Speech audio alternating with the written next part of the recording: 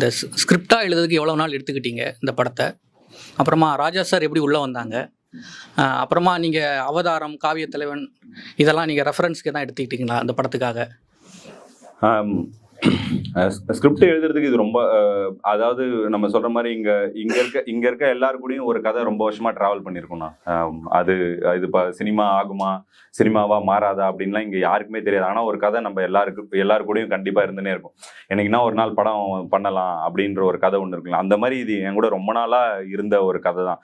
எங்க ஊர்ல பார்த்த ஆட்களோட கதையை வந்து அதோட ஸ்கேல் தான் எனக்கு சின்னதா இருந்தது. நான் ஒரு ஷார்ட் ஃபிலிமா ஃபர்ஸ்ட் வச்சிருந்தேன். அதுக்கப்புறம் அது வேற ஒரு டிராஃப்ட் பண்ணேன். அப்படி ஒரு டிராஃப்டா மாறி அதுக்கப்புறம் சரி ஓகே, நம்மளுக்கு டைரக்ஷனே நம்மளால பண்ண முடியாது, டைரக்ஷனுக்குலாம் ஒரு வேற லெவல் ஸ்கில் வேணும், நம்ம நடிக்கிறதே ட்ரை பண்ணலாம் அப்படின்னு போயிட்டு ஒரு கட்டத்தில் வாய்ப்பு கிடைக்கும்போது திரும்ப அதை தூசி தட்டி எடுத்து என்னென்னலாம் ஆட் பண்ண முடியுமோ அப்படி பண்ண ஸ்கிரிப்ட் தானே இது.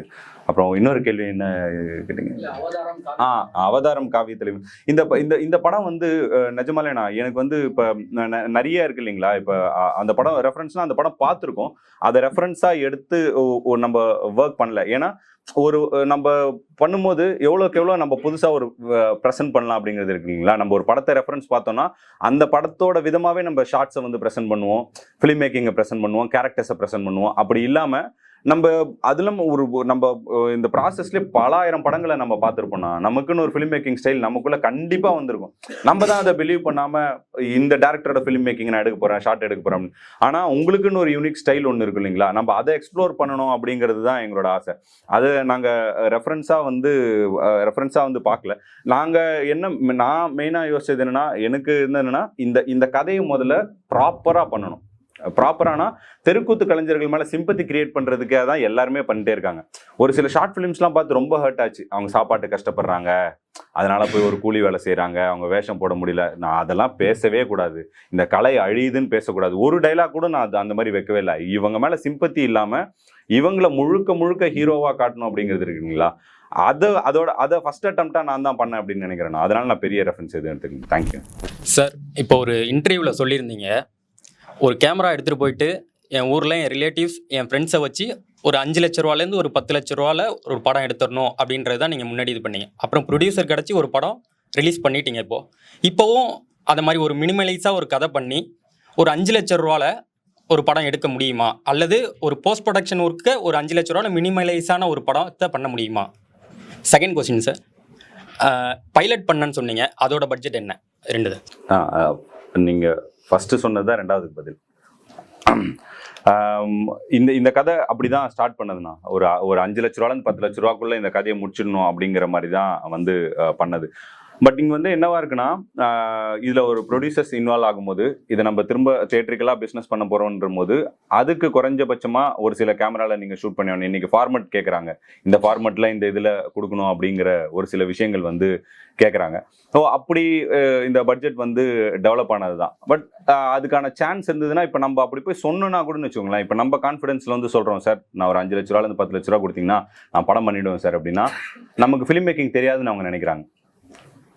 பிரச்சனையே இங்கே வந்து அதுதான். இப்போ என் ஃப்ரெண்ட் கூட தெலுங்கு இண்டஸ்ட்ரியில் போயிட்டு ஒரு ஸ்டோரி வந்து பிச் பண்ணியிருந்தாரு. அப்போ வந்து அவர் சொன்னார், இல்லை இந்த படத்தை வந்து நான் ஒரு 2 கோடிக்குள்ளே முடிச்சிருவேன் அப்படின்னா அவங்க என்ன ஒரு மாதிரி பார்க்குறாங்க, இவங்க என்ன ஃபிலிம் மேக்கிங்கே தெரியாதான். ஏன்னா அங்கே பேசிக் வந்து 4லேருந்து ஒரு 5 கோடி அவங்களுக்கு. அப்போ அதில் ஃபிலிம் மேக்கிங் பண்ணாதான் ஃபிலிம் மேக்கிங். அது ஒரு இப்போ எவ்வளோ இது ஏன்னா அந்த பேசிக் நீட்ஸ் எல்லாமே அவங்களுக்கு தேவை. அது பார்க்க விஷுவலாக நல்லா இருக்கணும், மியூசிக்காக நல்லா இருக்கணும், சவுண்டாக நல்லா இருக்கணும்னா அதுக்கு என்ன பட்ஜெட் ஆகுதுன்றது வந்து அவங்களுக்கு தெரியும். பட் இதை இந்த மினிமலாக பண்ணி அது எதுவுமே பிஸ்னஸ் ஆகாமல் போயிடுமோ அப்படிங்கிற ஒரு எண்ணம் இருக்குது நமக்கு, கான்ஃபிடன்ஸ் இருந்தாலும். நான் அப்படி ஆரம்பித்த கதை தான் இது. பட் இப்படி உள்ளே வரும்போது அதோட வேல்யூ வந்து இன்க்ரீஸ் ஆகுது. நீங்கள் பைலட் பண்ணும்போது பைலட் வந்து நான் கண்டிப்பாக அதை ரிலீஸ் பண்ணுவேன். அதை பார்க்கும்போது உங்களுக்கு தெரியும், அது வந்து நாங்கள் முழுக்க ஒரு இந்த படம் என்ன குவாலிட்டியில் இருந்ததோ அந்த குவாலிட்டியில் தான் பண்ணோம். ஆனால் அது எனக்கு ஆனது வந்து ரொம்ப மினிமல் பட்ஜெட் தான். ரொம்ப மினிமல் பட்ஜெட் தான். கிட்டத்தட்ட எங்களுக்கு வந்து 1 லேக் தான் ஆச்சு. அது நீங்கள் பார்த்தீங்கன்னா என்னை நம்பி காசு கொடுத்தவங்க எனக்கு அவ்வளோதான் கொடுத்தாங்க. 1 லட்ச ரூபா உனக்கு கொடுப்பேன், நீ என்ன பண்ண முடியும், ஓகே நீங்கள் எனக்கு கொடுங்க.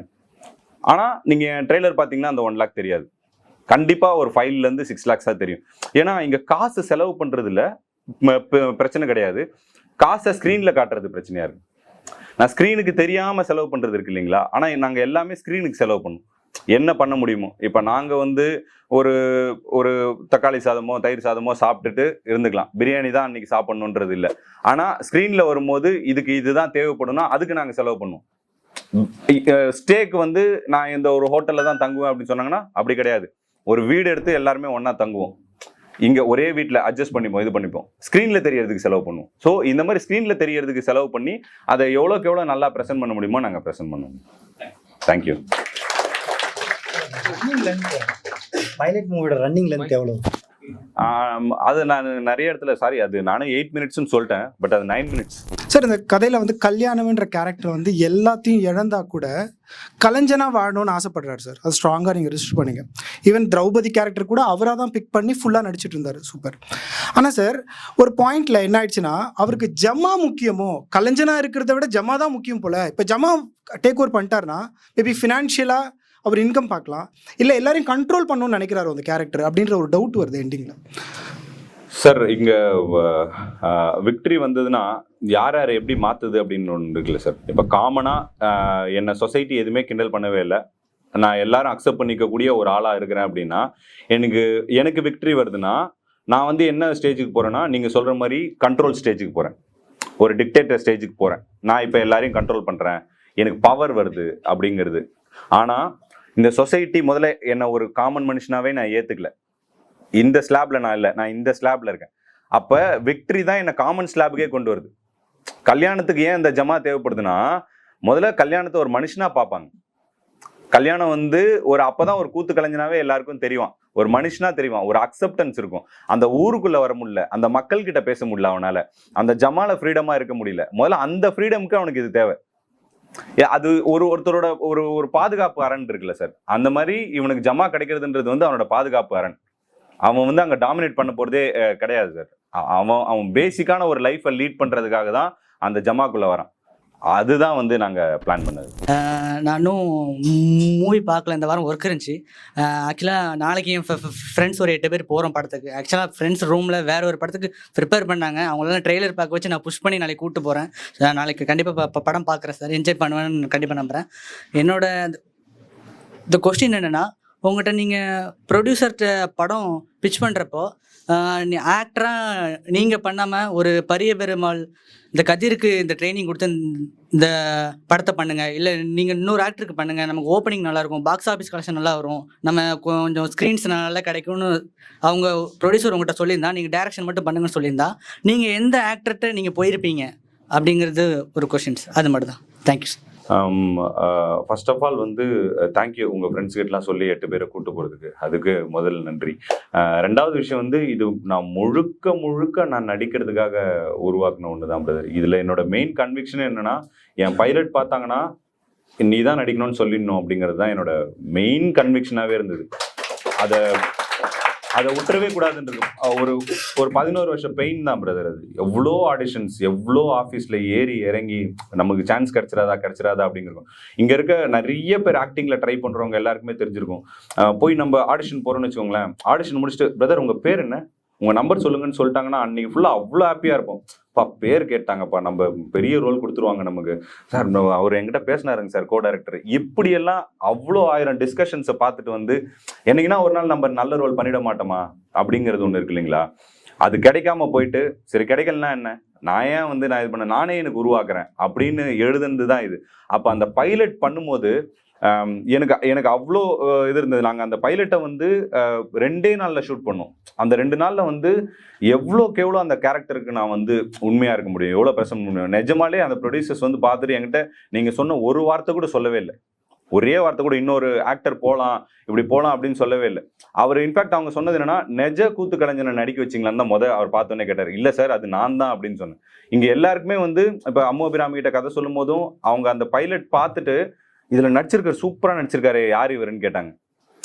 அந்த அந்த அந்த இதை கொண்டு வர்றதுக்கு தான். ஏன்னா இங்கே நம்ம நடிகன் ஆகணும்னு நினைக்கிறது வேற, அதை மற்றவங்களை அக்செப்ட் பண்ணிக்க வைக்கிறதுக்கு நமக்கு போராட்டம் வந்து ரொம்ப பெருசாக இருக்குது. அதுக்கான சான்ஸ் கிடைக்கும் போது இறங்கி ஃபுல்லாக ஒரு அடி அடிச்சிடணும் அப்படிங்கிறது தான். அதான் இப்போ முன்னாடி சொன்ன மாதிரி இந்த படத்தில் நிறையா ஆக்டிங்கோட ஜேர்னியை போயிருப்பீங்க. எனக்கு நான் எந்த இடத்துல லேக் ஆகிறேன்னா, இப்போது 2 பாயிண்ட் ஆஃப் வியூவில் சார். இப்போ ஆக்டிங்கை கற்றுக்கிறேன்னா மெய்ஸ்னர் ஆக்டிங், செக்கவா, எல்லாம் மெத்தட் ஆக்டிங் எல்லாமே ப்ராசஸ் பண்ணி வரும். எனக்கு என்ன குழப்பம்னா, இப்போ அந்த அந்த கேரக்டரை தன்னா நினச்சி வாழ்ந்து நடிக்கிற ஒரு இது சொல்கிறாங்க. ஆனால் இன்னொன்று என்னென்னா, டேரக்டரை சாட்டிஸ்ஃபை பண்ணுறதுக்கும் இதை பார்க்குற பீப்புளை சாட்டிஸ்ஃபை பண்ணுறதுக்கும் ஒரு விதமாக யோசிக்கிறாங்க. என்னென்னா ஒரு ஒரு ஒரு நடிகன் என்ன மனநிலையை அவன் வச்சுருக்கணும். என்னென்னா தான் இந்த கேரக்டர் என்ன பண்ணுவான்னு மட்டுமே யோசிக்கணுமா, இல்லை இல்லைப்பா இவங்களெல்லாம் நான் சாட்டிஸ்ஃபை பண்ணணும், ஆடியன்ஸை சாட்டிஸ்ஃபை அவங்க பார்க்கும்போது பயப்படணும், இந்த இடத்துல அவங்க அழுக வச்சிடணும், இல்லை இந்த டேரக்டர் இந்த இடத்த அக்செப்ட் பண்ணிக்கணும் அப்படின்னு அவன் மனநிலை இருக்கணுமா, இல்லை அந்த கேரக்டருக்கு உண்மையாக ஜஸ்டிஃபை பண்ணணுமா? எனக்கு அது குழப்பமாக இருக்குது. ஃபர்ஸ்ட் ஆஃப் ஆல் பிரதர், நடிகன் வந்து ஒரு ஓப்பன் மைண்டடாக இருக்கணும் அப்படின்ட்டு தான் நான் முதல்ல ஆசைப்பட்றேன். ஏன்னா நம்ம இங்கே இருக்கு இல்லைங்களா, நீங்கள் சொல்கிற எல்லா ஃபேக்டரையும் டேரக்டர் யோசிச்சு கதை எழுதிட்டாரு. நம்ம அந்த பாயிண்ட் யோசிக்கவே வேணாம். நம்ம அந்த கதைக்குள்ள கிட்டத்தட்ட கடைசியாக வர ஒரு ஆள், அந்த கதை கூடவே ஒருத்தன் பல வருஷம் டிராவல் பண்ணியிருப்பான் ஒரு டேரக்டர். அவன் அதுக்காக மெனக்கெட்டு இருப்பான். இந்த இடத்துல ஆடியன்ஸை சிரிக்க வைக்கணும்னு அவன் யோசிச்சிருப்பான், இந்த இடத்துல ஆடியன்ஸ் அழ வைக்கணும்னு அவன் யோசிச்சிருப்பான். அவன் எல்லாமே ப்ரெசென்ட் பண்ணி உங்ககிட்ட எடுத்து வந்து அழகாக கொடுத்துட்டான். அவன் பேட்டர்ன் வந்து பாஸ் பண்ணிட்டான். இதை ஒன்றுமே இல்லாமல் இதை எடுத்துன்னு போய் நீங்கள் பாஸ் பண்ணி விட்டிங்கனாலே ஒரு நடிகரோட வேலை வந்து கிட்டத்தட்ட முடிஞ்சிடும். நம்ம அவ்வளோ கொஸ்டின்ஸ்குள்ளே வரும்போது என்ன ஆகும்னா குழப்பத்துக்குள்ள ஆகும். இப்போ இந்த ரியாக்ஷன் நான் எப்படி பண்ணணும், இது இவனுக்கு பிடிக்குமா அப்படின்னு. அப்போ நம்ம யோசிக்க வேண்டியது ஒரு ரொம்ப சிம்பிளான விஷயம். டைரக்டர் என்ன சொல்றாரோ அதை அப்படியே கேட்டுடலாம்.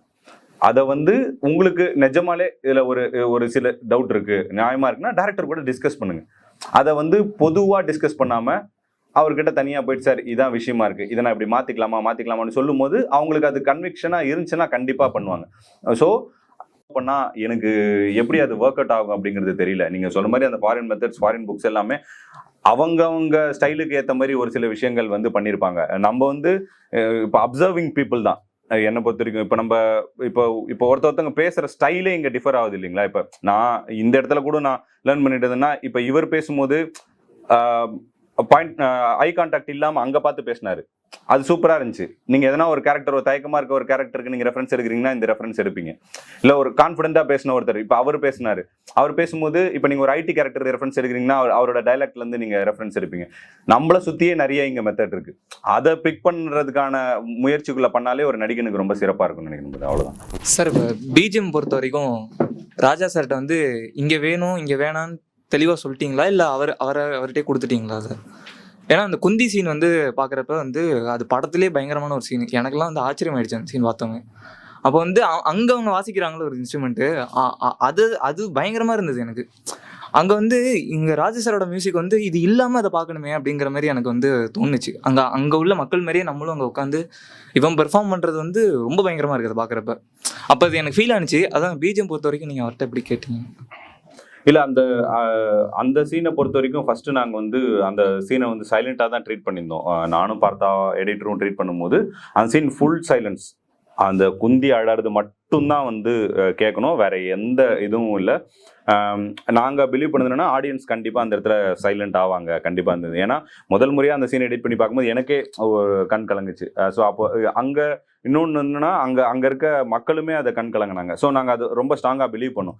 பட் ராஜா சார் அந்த இடத்துல ஒரு பாயிண்ட்லேருந்து பிஜிஎம் ஸ்டார்ட் பண்ணியிருந்தாங்க. நான் சார்கிட்ட வந்து சொன்னேன், சார் இல்லை சார் நம்ம சைலண்டாக போகலாம் அப்படின்னும் அவர் சூப்பராக ஒரு விஷயம் சொன்னார். அந்த ஃபஸ்ட்டு நீ வச்சிருக்க ஷாட் வந்து அது வரைக்கும் உன் மேலே இருக்குது, அது உன்னோட பாயிண்ட் ஆஃப் வியூ, உன்னை கவனிச்சிட்டாங்க, கொஞ்ச நேரம் நடக்குது. நீ ஒரு ஷார்ட் கட் பண்ணுற, ஆடியன்ஸ் இதை எப்படி பார்க்குறான் அப்படிங்கிறத வந்து நீ கட் பண்ணுற, ஒருத்தனா ரியாக்ஷன் கட் பண்ணுற. அப்போ அந்த இடத்துல ஆடியன்ஸோட விஷயத்த நம்ம என்ஹான்ஸ் பண்ணணும், அந்த பாயிண்ட்லேருந்து மியூசிக் வரணும் அப்படின்னு வந்து சார் சொன்னார். பட் வந்து எனக்கு அது ஸ்டில் நான் கடைசி மிக்ஸ் வரைக்கும் நான் சொல்லிட்டு இருந்தேன், அந்த மியூட் பண்ணலாம். பட் ஆடியன்ஸாக எனக்கு தியேட்டருக்குலாம் பார்க்கும்போது ராஜா சார் சொன்னது ரைட்டுன்னு தோணுச்சு. அவர் சூப்பராக அந்த விஷயத்தை வந்து யோசிச்சிருந்தார். அது என்ன பண்ணுதுன்னா ஆடியன்ஸோட அந்த ஃபீலை வந்து ஒரு டபுள் ஆக்குது. இப்போ ஒரு சில பேருக்கு அது ஒர்க் அவுட் ஆயிருக்கும், ஒரு சில பேருக்கு, பட் ஒரு 80 to 90% ஆஃப் த மக்களுக்கு வந்து அந்த என்ஹான்ஸ் வந்து கரெக்டாக இருந்தது. பட் சார்கிட்ட வந்து அது எந்த இடத்துல ஆடியன்ஸ் வந்து பிஜிஎம் போட்டால் கனெக்ட் ஆவாங்க, எந்த இடத்துல சைலன்ஸ் இருக்கணுங்கிறது வந்து ரொம்ப ரொம்ப ஸ்ட்ராங்காக இருக்கார். அதுதான் ராஜா சாரோட மிகப்பெரிய ஸ்ட்ரென்த்து. மியூசிக் போடுறத விட எங்கே சைலண்ட்டாக இருக்கணுங்கிறத வந்து டிசைட் பண்ணுறதுல வந்து சார் வந்து பயங்கரமாக. வேணா அங்கே அவர் கர்ணன் கீழே விழுந்ததுக்கப்புறம் கூட நாங்கள் அப்படியே ஒரு சைலண்ட் வச்சுருப்போம். அந்த இடத்துல சார் எதனா வாசிச்சிருக்கலாம், ஆனால் எதுவுமே இல்லை, சைலன்ஸ் இருக்கணும் அப்படின்னு வந்து டிசைட் பண்ணாங்க. ஸோ எல்லாமே சாரோட டெசிஷன் தான் கம்ப்ளீட்டாக. விகடனில் 2 வாரத்துக்கு முன்னாடி நீங்கள் பேட்டி கொடுத்து கட்டுரையாக வந்துருந்துச்சு.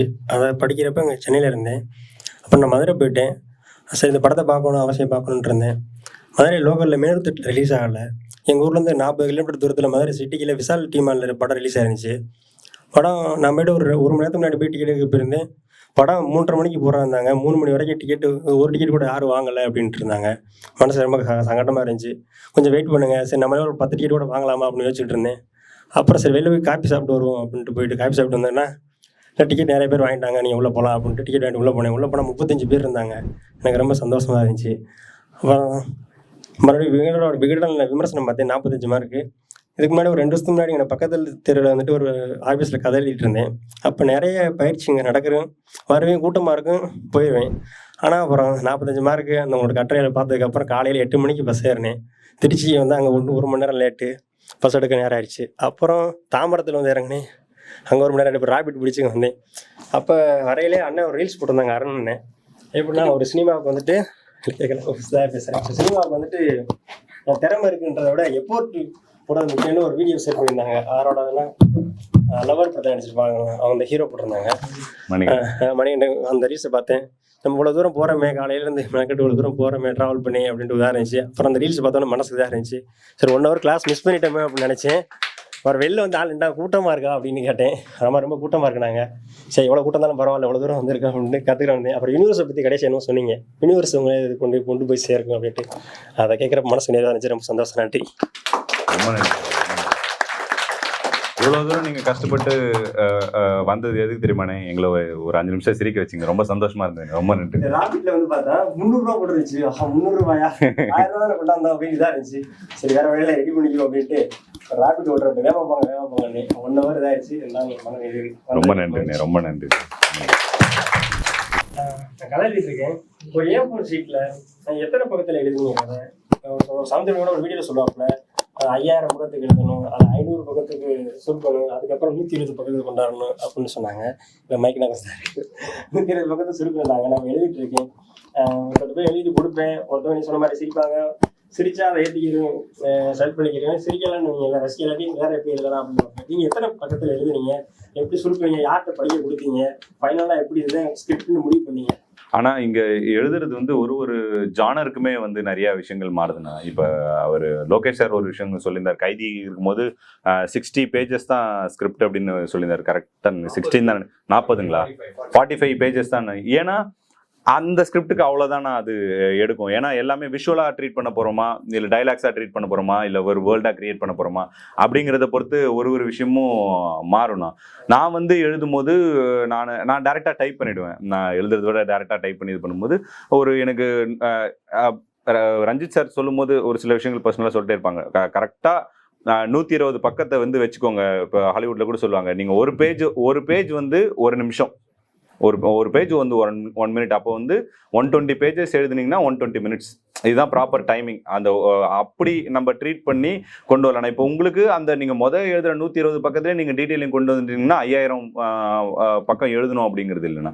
நீங்கள் 5000 பேஜ் எழுதும் போது இப்போ அவர் சாருக்கு வந்து அது 5000 பேஜ் வந்து 120 சுருக்கக்கூடிய ஒரு கெப்பாசிட்டி வந்து சாருக்கு இருக்கும். இது எது வேணாம் அப்படிங்கிறது, இங்கே வேணுங்கிறத விட எது வேணான்னு சொல்கிறது வந்து ரொம்ப ரொம்ப கஷ்டமாக இருக்கும்ண்ணா. 120 பக்கத்தை நீங்கள் எழுதி ஷூட் பண்ணிங்கனாலே அது நாங்கள் இப்போ ஃபஸ்ட்டு ஜமா வந்து 120 பேஜஸ் தான் நான் எழுதியிருந்தேன். நான் கால்குலேட் பண்ணது 2 மணி நேரம் தான். ஆனால் எனக்கு ஃபஸ்ட்டு கட் வந்து 4 மணி நேரம். நான் வைக்கும்போது 4 மணி நேரம் வந்துச்சு. அந்த 4 மணி நேரத்தை நான் இப்போ 2 மணி நேரம் 15 நிமிஷமாக வர்றதுக்கு வந்து நான் அவ்வளோ கஷ்டப்பட்டேன். அப்போ இங்கே வந்து எழுதுறது வந்து ரொம்ப ஈஸினா, ஆனால் ஷூட் போகும்போது அதில் வந்து ஒரு பெரிய காஸ்ட் வந்து இன்வால்வ் ஆகுது. அங்கே தான் நம்ம நிறைய விஷயங்களை வந்து மிஸ் பண்ணிடுறோம். பேப்பர்லேயே நீங்கள் எவ்வளோக்கு எவ்வளோ எடிட் பண்ண முடியுமோ, இவ்வளோ தான் நான் ஷூட் பண்ண போகிறேங்கிறத ப்ரிசைஸாக போயிட்டிங்கன்னா நம்ம பட்ஜெட்டை வந்து நிறைய சேவ் பண்ணலாம். ஸோ ஃபஸ்ட் படம் பண்ணும்போது நமக்கு அது வந்து ஈஸியாக இருக்கும். நமக்கு இப்போ பெரிய டேரக்டர்ஸுக்கு அதுக்கான ஸ்பேஸ் இருக்குது, எவ்வளோ வேணால் எடுத்துகிட்டு அதை எடிட் பண்ணி போகலாம். ஆனால் நமக்கு அந்த ஸ்பேஸ் இருக்குமா அப்படிங்கிறது தெரியாது.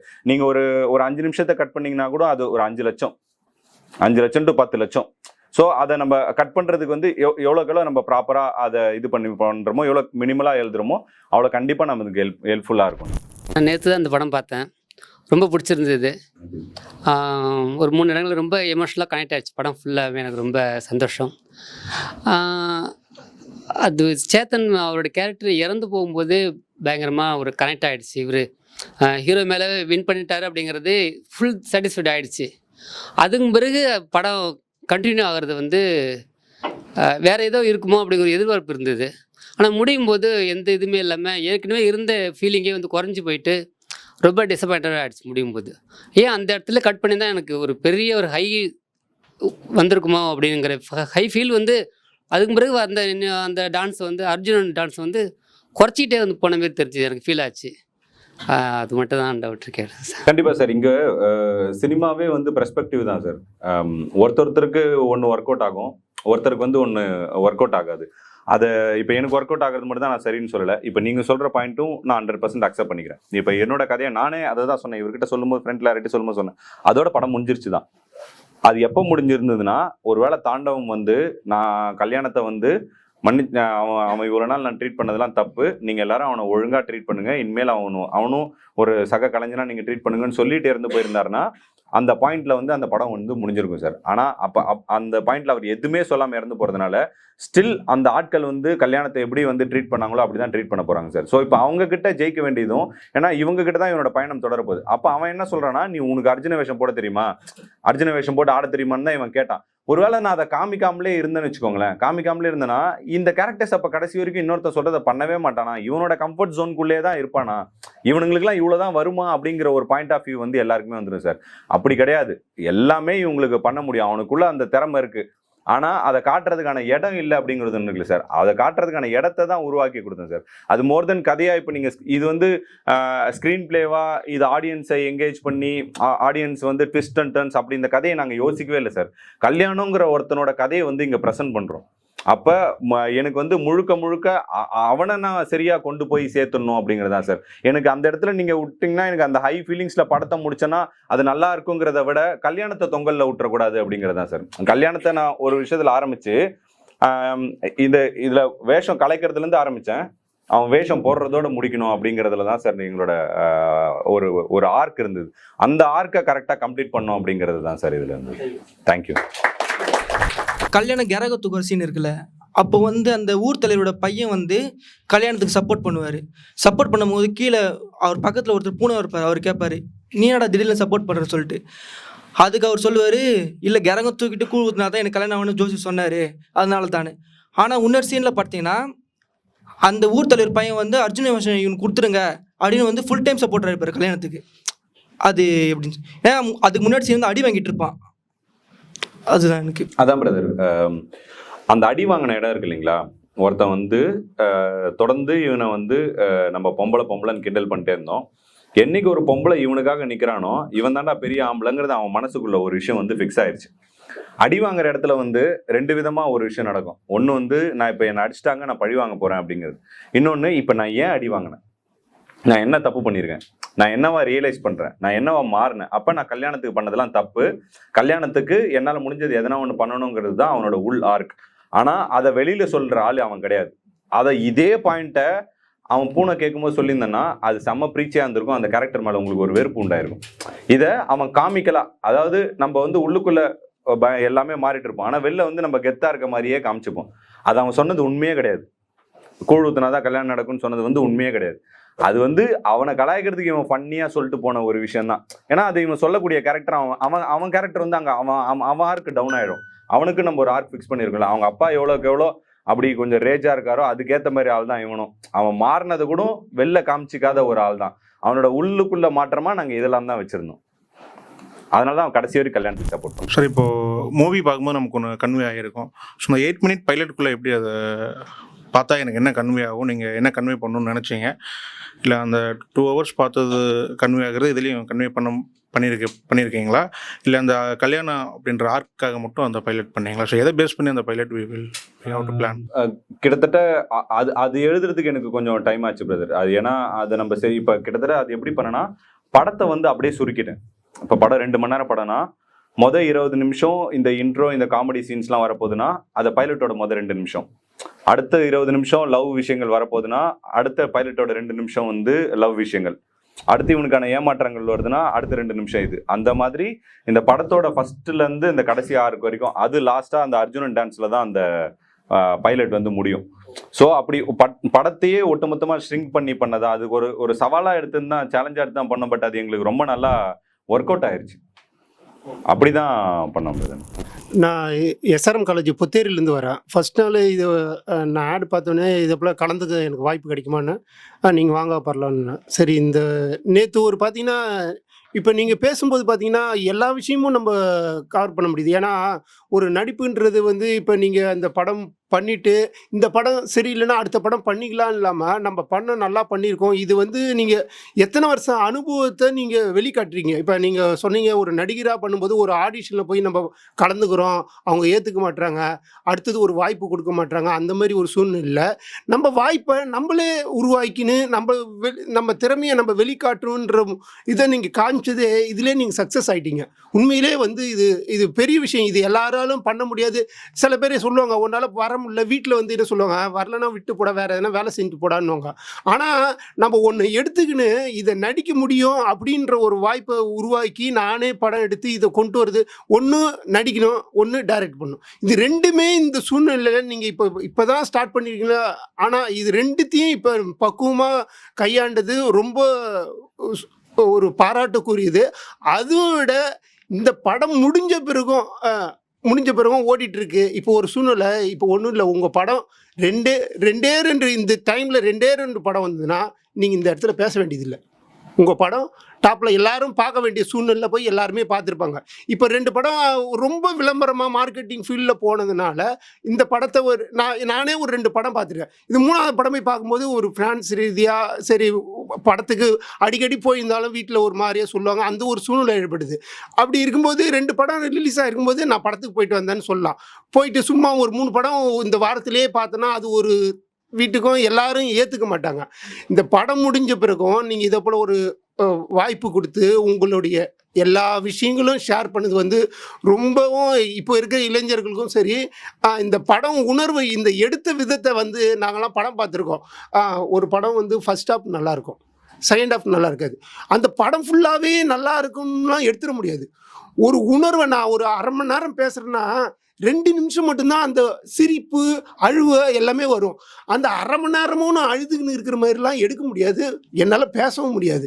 அதனால் வந்து உங்கள் உணர்வை நீங்கள் வந்து அந்த படத்தில் கொஞ்ச நேரம் காட்டினதும் ரொம்ப பாராட்டக்குரியது. இந்த வாய்ப்பு கொடுத்தது ரொம்ப நன்றி சார். நான் இப்போ ஆடிஷன் பார்த்தீங்கன்னா எனக்கும் சில வாய்ப்பு கிடைக்கல. நேற்று டேலண்ட் ஷோ ஒரு 10 நிமிஷம் தான் பண்ணோம்.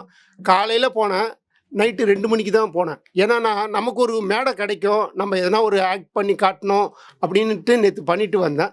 நன்றி சார். வாழ்த்துக்கள். இந்த ஆகஸ்ட் 2 ஸ்லாபுங்கிறதுல அந்த ஆகஸ்ட் 2 டேட் வந்து உங்களுக்கு எப்படி கிடைச்சது? கிடைக்கும் போது கூட மற்ற படங்கள் என்ன ரிலீஸ் ஆகுதுங்க மாதிரி கேட்டுக்கிட்டீங்களா? இல்லை அடுத்த வீக் வந்து ரிலீஸ் ஆகக்கூடிய பெரிய படங்கள் என்னவா இருக்கும், இதெல்லாம் நம்ம படம் வந்து எதாவது அடிவாங்குங்கிற ஒரு சிந்தனை இருந்துச்சா? இல்லை தெரிஞ்சுதான் இந்த ஆகஸ்ட் 2 ஒத்துக்கிட்டீங்களான்னு மாதிரி கேட்குறேன். இல்லை பிரதர், இது நிறைய விஷயங்கள் நம்ம டிசைட் பண்ணுறது இல்லை, அமையிறது ஒரு விஷயம் இருக்குது. நாங்களும் ரொம்ப நாளாக வந்து ரிலீஸுக்கு வந்து நிறைய விஷயங்கள் ட்ரை பண்ணோம், இது பண்ணோம். நாங்கள் அப்போ ப்ரிப்பேர் ஆக முடியல. சரி, அப்போ நம்ம இந்த ஆகஸ்ட் 2 டேட் வந்துடலாம் அப்படின்னு. ஏன்னா என்ன பிரச்சனை இருக்குன்னா, இப்போ நீங்கள் இதுக்கப்புறம் ஆகஸ்ட் 15லேருந்து பெரிய படங்கள் ஆரம்பித்து ஜான் வரைக்கும் பெரிய படங்கள் வருது. இப்போ பெரிய படங்கள் வந்துச்சுன்னா கண்டிப்பாக நம்ம இதை விட மோசமான ஒரு நிலைமையை வந்து சந்திச்சிருப்போம். ஸோ எங்களுக்கு ஆகஸ்ட் 2 விட்டால் வேற வழி இல்லை அப்படிங்கிற மாதிரி ஒரு சுச்சுவேஷனுக்குள்ளே தான் வரோம். நாங்கள் டேட் அனௌன்ஸ் பண்ண அடுத்து எல்லாருமே தொடர்ந்து அனௌன்ஸ் பண்ண ஆரம்பிச்சிட்டாங்க. ஸோ இதுலேருந்து நாங்கள் ஒரு பின்வாங்கவும் முடியாது. சரி, அடுத்த வாரம் வரலான்னா இப்போ இந்த 6 படம்னா அடுத்த வாரம் 9 படம். அப்புறம் பார்த்தீங்கன்னா பெரிய படங்கள் வருது. அப்புறம் செப்டம்பர் ஸ்டார்டிங்கில் ஒரு பெரிய படம் வருது. அதுக்கப்புறம் அக்டோபரில் பெரிய படம் 2 படம் வருது. நவம்பரில் வருது, டிசம்பரில் வருது, ஜானில் வருது. எங்கே வந்தாலும் சுற்றி அடி தான். அதனால் சீவலா சிதறலான்னு பார்த்தா இதுவே பெட்டருன்னு சொல்லி 2ஆம் தேதி வந்துட்டோம். வேற வழி கிடையாது பிரதர். இங்கே அந்த சுச்சுவேஷனில் தான் நம்ம இருக்கோம். பட் நம்ம பின்வாங்கவும் முடியாது. ஏன்னா ஆகஸ்ட் 2 நம்ம டேட் அனௌன்ஸ் பண்ணி அதுக்கு ஒரு அமௌண்ட்டை இன்வெஸ்ட் பண்ணி ஒரு சில விஷயங்கள் பண்ணுறோம். அதை இப்போ நம்ம இன்வெஸ்ட் பண்ணது ஐயோ இந்த காசு போனால் பரவாயில்ல அப்படின்னு யோசிக்கக்கூடிய நிலைமையில வந்து ப்ரொடக்ஷன் கிடையாது. அதுதான் சார். ஃபர்ஸ்ட் ஆஃப் ஆல் இந்த மீட்டிங் ரொம்ப தேங்க்ஸ் சார். உங்களை மாதிரி நானும் ஒரு நடிகன் ஆகணும்னு ஆரம்பித்து நிறைய இடத்துல ட்ரை பண்ணி அதுக்கப்புறமா ஒரு அசிஸ்டன்ட் டைரக்டராக வாய்ப்பு கிடைச்சா. இப்போ ஒரு 2 இயர்ஸாக சீரியலில் ஒரு டைரக்டராக ஒர்க் பண்ணிட்டு இருக்கிறேன். ஆக்சுவல் இண்டஸ்ட்ரி பொறுத்தளவுக்கு திரைக்கு பின்னால் வேலை பார்க்குற ப்ரொடியூசராக இருக்கட்டும், செட்டில் வேலை பார்க்குறவங்க, லைட்டில் வேலை பார்க்குறவங்க, A to Z எல்லாத்துக்குமே ஒரு நடிகன் ஆகணுங்கிற ஆசை வந்து எப்போவுமே அது சினிமா பேசிக்கில் இருந்தே இருக்குது. உங்களுக்கும் அந்த மாதிரி இருந்திருக்கு. எந்த இடத்துல அதுலேருந்து டிசப்பாயிண்ட் ஆகி நீங்கள் டேரக்டருன்ற ஒரு இதுக்கு வந்தீங்க, அதுக்கப்புறமும் உங்களை அந்த கதைக்குள்ளே உருவாக்குறதுக்கு எந்த இடத்துல இருந்து அந்த பையனை டேரக்டருமே சொல்லுவாங்க, ஏதாவது ஒரு விஷயத்தில் நீ கான்சென்ட்ரேட் ஆகிடுறா, ஏன்னா நீ வந்து வின் பண்ணல, ஏதாவது ஒன்றில் வின் பண்ணிட்டு அதுக்கப்புறம் உனக்கு வந்து, ஏன்னா இப்போ நிறைய டேரக்டர்ஸ் ஆக்டிங் பண்ண வராங்க, அவங்களாம் ஒரு இடத்துல போய் சக்ஸஸ் பண்ணிவிட்டு அதுக்கப்புறமா வந்தாங்க. உங்களுக்கு அது வந்து எங்கேருந்து ஆரம்பிச்சுது, உங்களுக்கான ஒரு கதையை எப்போ உருவாக்க ஆரம்பிச்சிங்க sir? First of all brother, நான் வந்து இந்த கொஸ்டினுக்கு ரொம்ப நன்றி. ஏன்னா நான் எந்த பாயிண்ட்லையுமே என்னை வந்து டிசப்பாயின்மெண்ட்ஸ் வந்து டேக் ஓவர் பண்ணாமல் நான் பார்த்துக்கிட்டேன். எனக்கு அது ரொம்ப ரொம்ப முக்கியம். இந்த படத்துலேயே நான் ஒரு டைலாக் வச்சுருந்தேன், உனக்கு திறமை இருக்கா இல்லையா நீ தான் சொல்லணும், அடுத்தவன் சொல்லக்கூடாது, உன்னை பிடிச்சவன் வந்து தட்டி கொடுப்பான், பிடிக்காதவன் அமுக்கு தாண்டா பார்ப்பான் அப்படின்னு சொன்னேன். அது ரொம்ப மீன் பண்ணி எழுதுந்து. மற்றவங்க நம்ம லைஃப்பை டிசைட் பண்ண விடுறது தான் நம்மளோட பெரிய டெசிஷன். நீங்கள் நம்புங்க, உங்களுக்கு என்ன டேலண்ட் இருக்கு. அவங்க யார் நம்மளை நடிகன் ஆகணும்னு சொல்கிறதுக்கும், அவங்க யார் நம்மளை டேரக்டர் ஆகணும்னு சொல்கிறதுக்கும் நம்ம சொல்லணும், நான் நடிகன் ஆகணுமா, நான் டேரக்டர் ஆகணுமான்னு. எனக்கு வந்து அந்த குழப்பம் இருந்ததே இல்லை. அதாவது டிசப்பாயின்மெண்ட்டில் நான் மாறல. நான் வந்து முதல்ல ஆக்டிங் கற்றுக்கிட்டேன் மைம் கோபி அண்ணாக்கிட்ட. தென் வந்து சினிமாவை எப்படி கற்றுக்கணும் அப்படின்னு நான் கேள்வி கேட்டப்போ என்கிட்ட என்ன சொன்னாங்கன்னா, அசிஸ்டன்ட் டேரக்டராக வேலை செய்ய, உனக்கு எல்லா கிராஃப்ட்டுமே தெரியும் அப்படின்னு வந்து சொன்னாங்க. எனக்கு அப்போ அதனால தான் நான் அசிஸ்டன்ட் டேரக்டராக சேர்ந்தேன். அப்போ எனக்கு எல்லா கிராஃப்ட்டுமே தெரிஞ்சுக்க வேண்டியது இருக்குது. இங்கே நடிகனாக இருக்கிறது மட்டும் அவசியம் கிடையாது, எல்லா கிராஃப்டையும் புரிஞ்சுக்கிறது வந்து ரொம்ப முக்கியம் அப்படின்னு. ஏன்னா இப்போ நம்ம நிறைய இப்போ ஷூட்டிங் ஸ்பாட் போகிறோம்னா நமக்கு ரொம்ப ஒரு சின்ன ரோல் கொடுத்துட்டாங்கன்னு வச்சுக்கோங்களேன், அந்த இடத்துல நம்ம டிசப்பாயின்மெண்ட்டாக எங்கேயோ உட்காந்து நண்பர்களோட புலம்பிகிட்டே இருப்போம். பெரிய ரோல் கிடைச்சா அவன் பண்றா, பெரிய ரோல் பண்ணுறான், நான் இப்போ கிடச்சிதுன்னா. ஆனால் அந்த மாதிரி இல்லாமல் அவங்க என்ன பண்ணுறாங்க, என்ன லென்ஸ், நான் அந்த மாதிரிலாம் போய் கேட்டிருக்கேன். நான் அதனால சொல்கிறேன், நான் என்ன பண்ணுவேன்னா, மைம் கோபி என்ன கூட சொல்லுவாங்க, நீ என் பக்கத்தில் அவர் ஷூட்டிங் ஸ்பாட்லாம் கூட்டு போகும்போது என் பக்கத்தில் நிற்காது, அங்கே போய் நின்று என்ன பண்ணுறாங்கன்னு பாரு. அப்போ பெரிய நடிகர்கள்லாம் என்ன சொல்கிறாங்கன்னா, லென்ஸை புரிஞ்சுக்கோங்க. இப்போ நம்ம அதுக்கு அவசியமே இல்லைன்னு நினைப்போம், பட் ஆனால் லென்ஸை புரிஞ்சுக்கோங்க. இப்போ 50 போட்டால் என்ன பண்ணணும், இப்போ 18 ஒய்டு போட்டால், ஒய்டுக்கு நடிக்கிறது, இப்போ ஸ்டேஜ் பிளே வேற, சினிமாவுக்கு நடிக்கிறதுன்றது வேற. அப்போ என்ன சொல்லுவாங்கன்னா, லென்ஸுக்கு நடிங்க அப்படின்னு. க்ளோஸ் அப்னா இவ்வளோதான் மூவ் பண்ணணும் அப்படின்னு சொல்லுவாங்க.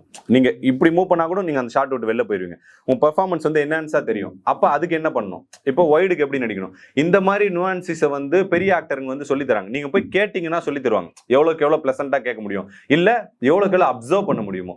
இப்போ நிஜமாலே இந்த படம் டைரக்ட் பண்ணுறதுக்கு வந்து எனக்கு மிகப்பெரிய ஹெல்ப்பாக இருந்தது, நான் காலாவில் நடித்த ரொம்ப சின்ன ரோல்.